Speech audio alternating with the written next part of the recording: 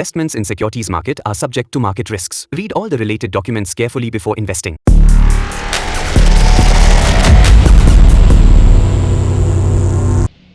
Hi guys, எல்லோரும் எப்படி இருக்கீங்க? இன்றைக்கி டேட் வந்து பார்த்தீங்கன்னா, இன்றைக்கி நம்ம நிஃப்டியில் ஒரு ட்ரேட் எடுத்தோம்.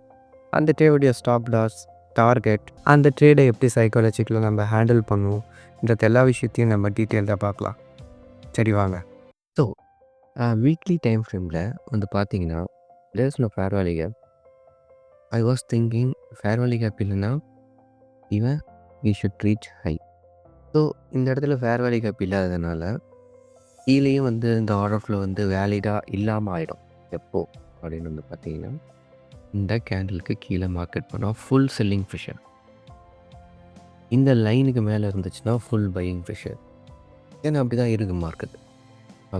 அப்போ இதை வச்சு மட்டுமே நம்மளால் வந்து ஒரு ட்ரெண்டையோ இல்லை வந்து ஒரு ஏரியா ஆஃப் இன்ட்ரெஸ்டையோ ஃபைன் பண்ண முடியாது.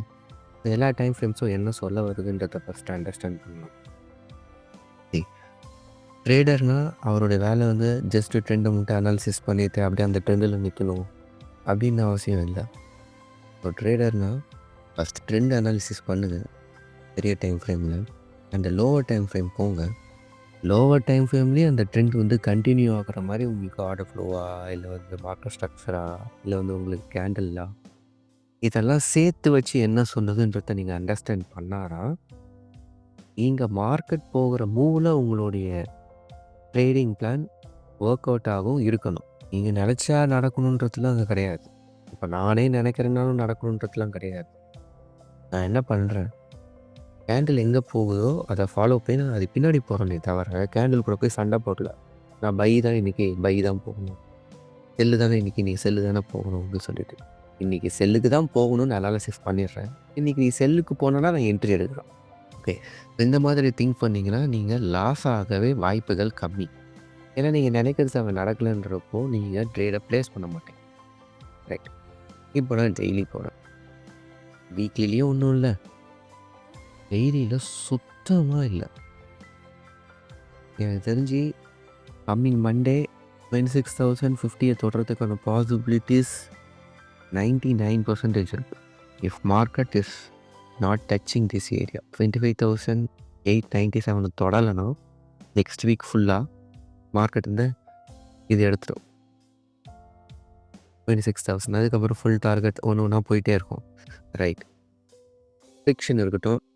நம்ம இன்றைக்கி எடுத்த ட்ரேடு எப்படி ஒர்க் ஆகிருக்கு, அதில் எப்படி நம்ம ட்ரெண்ட் அனாலிசிஸ், எப்படி ஏரியா ஆஃப் ஆப்பர்ச்சுனிட்டி, எப்படி ஸ்டாப் லாஸ், ரிஸ்க் மேனேஜ்மெண்ட்டை பார்ப்போம். ஓகே, டெய்லியில் வந்து பார்த்திங்கன்னா அப்படியே கீழே இருக்கான். I am not interested. நான் நினச்சேன் ஒரே கேண்டில்லையும் அடிச்சிடுவான்னு சொல்லிட்டு இந்த கேண்டிலில் தான் இருக்கும் அதுன்னு நான் நினச்சேன். ஃப்ரைடே வந்து பயங்கரமாக இருக்கும்னு நினச்சேன். பை ஏன்னா நான் இங்கே ஒரு லைன் போட்டு வச்சுருக்கேன், இந்த மேலே போச்சுன்னா ஃபுல் பைன்னு சொல்லிட்டு. லெட்ஸ் சி என்ன ஆச்சுன்னு பார்ப்போம். Lower time frame so nothing interesting, இங்கே ஒன்றுமே இல்லை. 4 ஹவரில் பார்த்தீங்கன்னா அப்புறம்.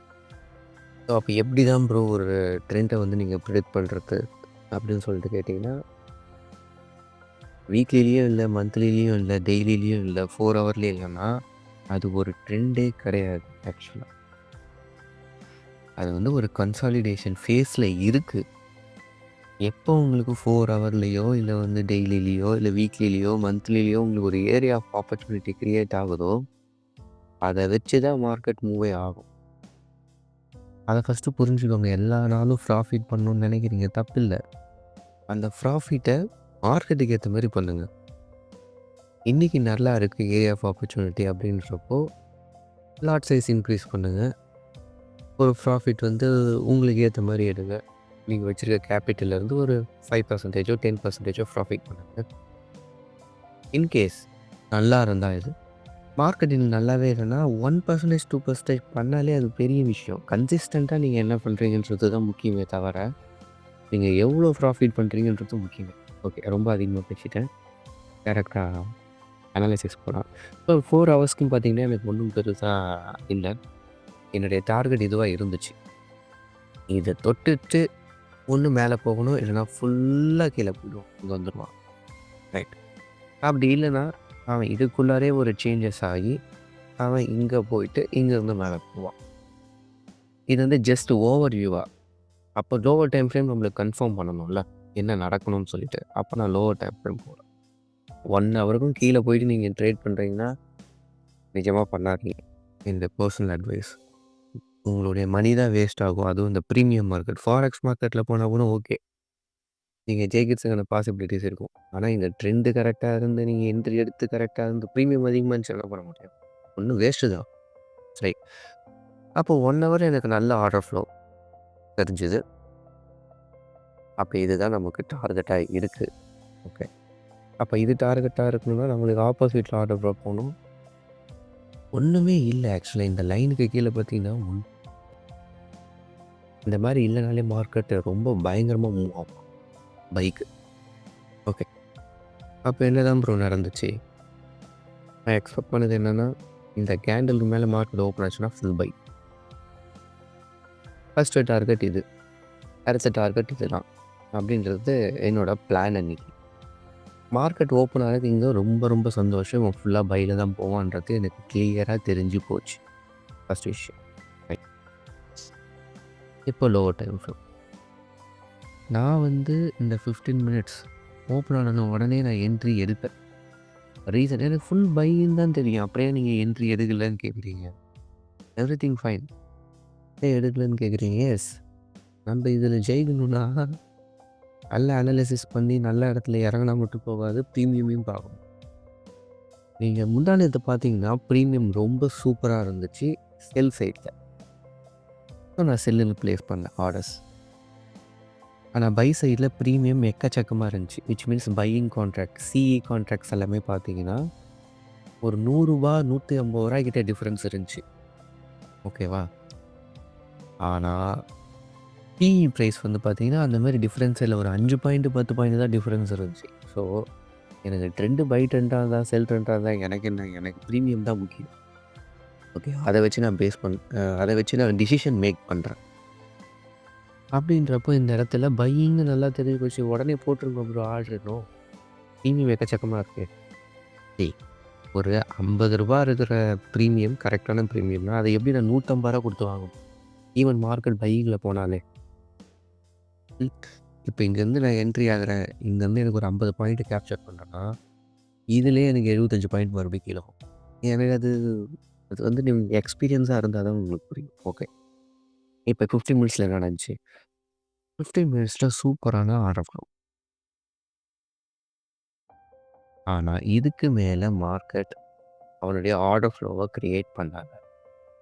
அப்போ க்ரியேட் பண்ணலன்னா என்னுடைய இமிடியேட் டார்கெட் இவன். அப்போ இவன் இந்த டார்கெட்டுக்கு வரணும்னா ஃபஸ்ட்டு இந்த டார்கெட்டை உடைக்கணும். இந்த டார்கெட் உடஞ்சதுன்னா இந்த டார்கெட் வரும். ரைட், ஓகே, அப்போ என்ன பண்ணலாம்? இந்த ஆர்டர் ஃப்ளோ க்ரியேட் ஆகலை. இப்போ எனக்கு ஆர்டர் ஃப்ளோ க்ரியேட் ஆகலைன்றது தெரிஞ்சு போச்சு 15 மினிட்ஸில். எந்த இதில்? இந்த லெக்லே. அப்போ அந்த லெக்கில் தான் என்னுடைய என்ட்ரி இருக்குது. டேரக்ட் என்ட்ரி போயிடலாமா? இந்த டார்கெட் என்னமோ பெருசு, பட் நான் எடுக்கிற ஜோன் வந்து பார்த்திங்கன்னா நான் என்ன சொன்னேன் ஸ்டார்டிங்கே, இந்த லைனுக்கு மேலே இருந்துச்சுன்னா ஃபுல் பையிங். அப்போது நான் இந்த இடத்துல ஒரு ரிஸ்க் எடுக்கிறேன் செல்லுக்குன்னா எவ்வளோ சீக்கிரமாக முடியுமோ அவ்வளோ சீக்கிரமாக அந்த ட்ரேடை க்ளோஸ் பண்ணிட்டு வெளில வர்றது தான் புத்திசாலி தான் என்னை பொறுத்த வரைக்கும். எனக்கு இன்றைக்கி ஒரு 5000 பண்ணால் போதுன்றது தான் என்னுடைய டார்கெட். ஆனால் 8000 வரைக்கும் வந்துருக்கு. அந்த விதத்தில் ஹாப்பி தான். ரைட்டா? ரைட். நான் ஒரு 6 பாயிண்ட் ஸ்டாப் லாஸு, ஒரு 20 பாயிண்ட்டு டார்கெட்டு. ஆனால் அங்கேருந்து நான் விழுந்தவன் ஃபுல்லாக நம்ம சொன்ன லைனுக்கு வந்துட்டான். பட் நான் வந்து பெருசாக ஹோல்ட் பண்ணல. ஏன்னா இன்றைக்கி வந்து ப்ரீமியம்ஸ் பார்த்திங்கன்னா கால் சைடும் ப்ரீமியம் வந்து ஒரு ₹30 ₹40 டிஃப்ரென்ஸில் இருக்குது. பிஇ சைடு செல் சைட்லேயும் வந்து பார்த்திங்கன்னா ஒரு ₹20 ₹30 தான் டிஃப்ரென்ஸ் இருக்குது. ஈக்குவலாக இருந்தால் என்ன கன்சாலிடேட் தான். ஒன்று கன்சாலிடேட் ஆகணும், இல்லைன்னா வந்து ஏதாவது ஒரு சைடில் மார்க்கெட் கண்டினியூ ஆகணும். ரைட், அப்படின்றப்போ இன்றைக்கி கன்சாலிடேஷன் ஆகிறதுக்கான பாசிபிலிட்டிஸ் எனக்கு அதிகன்றது தெரிஞ்சு போச்சு. ஏன்னா நான் சொன்னேன்ல, இங்கேருந்து ஒரு ஆர்டர் ஃப்ளோ க்ரியேட் ஆகிட்டு வந்துகிட்டே இருக்குது 15 மினிட்ஸில். இவன் உடையவே கூடாது. There is no reason for failing here. அப்போ எங்கே பண்ணியிருக்கணும் டார்கெட்டு? இன்றைக்கே 26,000லாம் போயிட்டு ஃபுல் டார்கெட் எடுத்துருக்கணும். பட் அவங்க உடையறான்றது எனக்கு கிளியராக தெரிஞ்சதுனால ஸோ 5 மினிட்ஸ்லேயே எனக்கு ஒரு கன்ஃபர்மேஷன் கிடச்சிது. இப்போ என்ன பண்ணுறது? There is no order flow. இதில் நம்மளுடைய பிளேஸ்மெண்ட்ஸ் இருக்கக்கூடாது. ரைட். ஏன் இருக்கக்கூடாது? பிகாஸ் என்னை பொறுத்த வரைக்கும் இந்த லெக்கு ப்ராப்பரான லெக்கு. மார்க்கெட் இந்த கேண்டிலுக்கு கீழே வரவே கூடாது. இந்த இந்த க்ரீன் கலர் கேண்டில் இருக்குது. இந்த கேண்டில் மேலே இருந்தே போகணும். அவன் கீழே வரத்துக்கான தேவைகளே இல்லைன்றான். ஸோ அப்படி அவன் கீழே வரான்னா அவனுடைய ஃபஸ்ட்டு டார்கெட் இங்கே இதுதான் இருக்கும். ரைட். தான் 1 மினிட் போல் இங்கே பார்க்குறப்போ ஆஸ் யூஷுவல் சொன்ன மாதிரி தான் இதுக்கு கீழே வரக்கூடாது. மார்க்கெட் வந்துட்டான். பட் இங்கே ஒரு கரண்ட் ஆர்டர் ஃப்ளோ இருக்குது. இது என்ன பண்ணுதுன்னு சொல்லிட்டு பார்க்கணும். இப்போ இங்கே வந்துட்டு அவன் திரும்புகிறான்னா வி ஹாவ் டு. அப்போ எப்போ ட்ரேட் எடுக்கலாம்? எப்போ இதுக்கு மேலே ஆர்டர் ஃப்ளோ க்ரியேட் ஆகாமல் நம்மளுக்கு கேண்டில்லாம் கன்ஃபர்மேஷன் கொடுக்குதோ அப்போது நம்ம ஸ்ட்ரக்சர் பேஸ் பண்ணி எடுத்துக்கலாம். அப்படின்றப்போ எனக்கு இந்த சைடு ஆர்டர் ஃப்ளோ இல்லை. ஓகேவா? இந்த ஆர்டர் ஃப்ளோனா நான் சல்லுன்னு போயிருக்கணும்.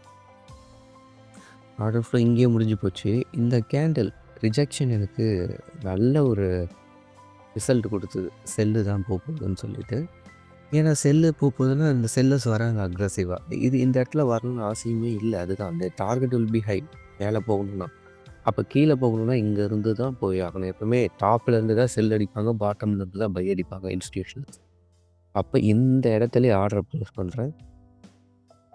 சூப்பராக இருந்துச்சு என்னுடைய ஆர்டர் ஃப்ளோ. சல்லுன்னு இறங்கினா டார்கெட்டு நான் இங்கேயே வச்சுட்டேன்.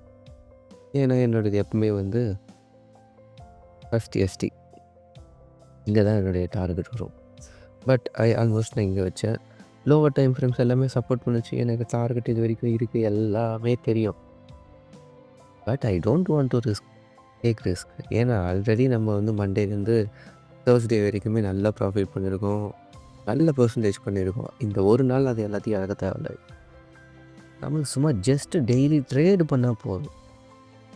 நெகட்டிவில் இல்லாமல் ஒரு பாசிட்டிவ் எடுத்துகிட்டு வந்தால் போதும். நீங்கள் ட்ரேட் பண்ணணும்னு அவசியம் இல்லை. நான் அதான் டிசைட் பண்ணேன் இன்றைக்கி. But okay, still I have time. அதனால் பண்ண முடிஞ்சுது. ஸோ இதுதான் நம்மளுடைய என்ட்ரி. இந்த இடத்துல என்ட்ரி என்ன ப்ராப்பரான ஆர்டர் ஃப்ளோ. இந்த ஆர்டர் ஃப்ளோ இன்னொரு ஆர்டர் ஃப்ளோ க்ரியேட் பண்ணிச்சு. அதுக்கப்புறம் நான் ட்ரேடு க்ளோஸ் பண்ணதுக்கப்புறம் தான் விழுந்தான் பாருங்க. நல்ல ஒரு நான் எக்ஸ்பெக்ட் பண்ணது இது வரைக்கும் வருவான்னு சொல்லிட்டு. பட் மார்க்கெட் வந்து எக்ஸ்ட்ராவே போயிருக்கும். ஓகேவா? மறுபடியும் அங்கேருந்து திரும்பணும். ஏன்னா ஒரு பையிலையுமே ஒரு ட்ரேட் வந்து அனாலிசிஸ் போட்டு வச்சேன். பட் ஆனால் நான் எடுக்கல. ஏன்னா ஆல்மோஸ்ட் டைம் ரொம்ப அதிகமாகச்சு. 12 மணிக்கிட்ட ப்ரீமியம் வந்து ரொம்ப ஒரு சைடில் மெல்ட் ஆகிடும். இப்போ 2 சைடு ஈக்குவலாக இருக்குது. அப்போ ஏதோ ஒரு சைடு ரொம்ப பயங்கரமாக மெல்ட் ஆகும். அப்போ மார்க்கெட் இதுக்கு மேலே இருந்தால் நான் பை எடுத்திருப்பேன் 12 மணிக்கு. இல்லை, அப்போ நான் இங்கேருந்து பை எடுக்க எனக்கு விருப்பம் கிடையாது. அப்போ இங்கேருந்து போயிட்டு எங்கே வந்திருக்கான்? ஆஸ் எக்ஸ்பெக்டட் நான் நினச்ச இடத்துக்கு தான் வந்திருக்கோம். நம்ம நினச்சது தான் நடந்துச்சுன்னா சந்தோஷம், நடக்கலனாலும் வருத்தமும் கிடையாது. நம்ம வந்து பெரிய காட்லாம் கிடையாது இதில். நம்ம என்ன பண்ணுறோம், நம்ம வந்து டெக்னிக்கலாக ஃபாலோ பண்ணி ரிஸ்க் மேனேஜ்மெண்ட்டோட சைக்காலஜிக்கலாக அஃபெக்ட் ஆகாமல் அது 10 பாயிண்ட் கிடச்சா கூட சரி, அந்த 10 பாயிண்ட்டை உங்களால் டெய்லியும் பிடிக்க முடிஞ்சதுன்னா பெரிய விஷயம். கன்சிஸ்டன்சி தான் முக்கியம். ஒரு 4 நாள் லாஸ் பண்ணுறீங்க, ஒரு நாள் ப்ராஃபிட் பண்ணுறீங்க. நீங்கள் ப்ராஃபிட் பண்ணுற அமௌண்ட் பெருசாக இருக்கணும், லாஸ் பண்ணுற தொகைகள் குட்டி குட்டியாக இருந்தால் பிரச்சனையே இல்லை. என்னுடைய வின் பர்சன்டேஜ்லாம் வந்து பார்த்திங்கன்னா 98% இருக்கும் ஒரு மந்த்துக்கு. 98 இல்லைன்னா ஒரு மினிமம் 95% மேலே இருக்கும். ஆனால் என்னோடய கேபிட்டல்லேருந்து பார்த்திங்கன்னா இன்க்ரீஸே இருக்காது. என் கேபிட்டல் நெகட்டிவில் தான் இருக்கும் என்னுடைய பிகினிங் டைமில். அது எப்படின்னா ஒரு 20 நாளில் 17 நாள் 18 நாள் ப்ராஃபிட் பண்ணிடுவேன். எப்படி ப்ராஃபிட் பண்ணுவேன்? ஒரு 1%, ஒரு 2%, ஒரு 1%, ஒரு 2%. இப்போ என்ன ஆயிருக்கும் 17 நாளில்? 17 நாள் 2% பண்ணியிருந்தேன்னா எவ்வளோ? உங்களுக்கு 35% மேலே வருது. அப்போ ஒரு விஷயம் தோணும், 35% பண்ணிட்டோம், என்னோடய எக்ஸ்பெக்டேஷன் 20% தான். இந்த இடத்துல நம்ம என்ன இன்னும் ஒரு 2 நாள் தானே இருக்குது, ஓகே இதை வந்து ஒரு 60-70% ஆகும் சொல்லிட்டு என்ன பண்ணுவேன்? அக்ரெசிவாக இறங்கும். அப்போ எனக்கு மார்க்கெட் வந்து நிறையா சொல்லி கொடுத்துருக்கு. So always don't over trade. ஒரு பர்சன்டேஜ் கால்குலேஷன் பண்ணி வச்சுக்கோங்க. இந்த பர்சன்டேஜ் அட்டைன் ஆகிடுச்சுன்னா நீங்கள் நல்ல ட்ரேடர். ஃபஸ்ட்டு எல்லா நாளும் ஜெயிக்கணும்னு இல்லை, ஒரு நாள் ஜெயிச்சு எல்லாத்தையும் எடுக்கணும், அதுதான் விஷயம். இல்லைன்னா எல்லா நாளுமே ஒரே மாதிரி ஸ்டாண்டர்டாக குட்டி குட்டியாக ப்ராஃபிட் பண்ணிவிட்டு உங்கள் கேபிட்டல் இன்க்ரீஸ் பண்ணிட்டு ஸோ இந்த ட்ரேடோடைய லைவ் எக்ஸிக்யூஷன் இதுக்கப்புறம் நீங்கள் பார்ப்பீங்க. பார்த்துட்டு அதில் உங்களுக்கு பிடிச்சிருந்தா நீங்கள் அதை அது டெக்னிக்கல்ஸோ இல்லை உங்கள் அண்டர்ஸ்டாண்டிங் எப்படி இருக்கோ அதை பேஸ் பண்ணி உங்களுடைய திங்கிங்கை சேஞ்ச் பண்ணிக்கோங்க.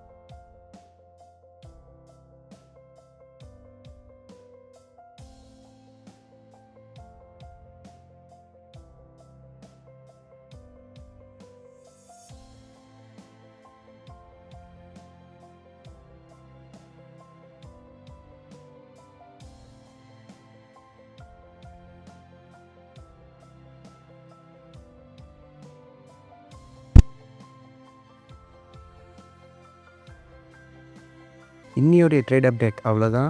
இன்னும் ஒரு நல்ல ட்ரேட்டில் திரும்ப பார்க்கலாம். அன்டில் தென் பாய்.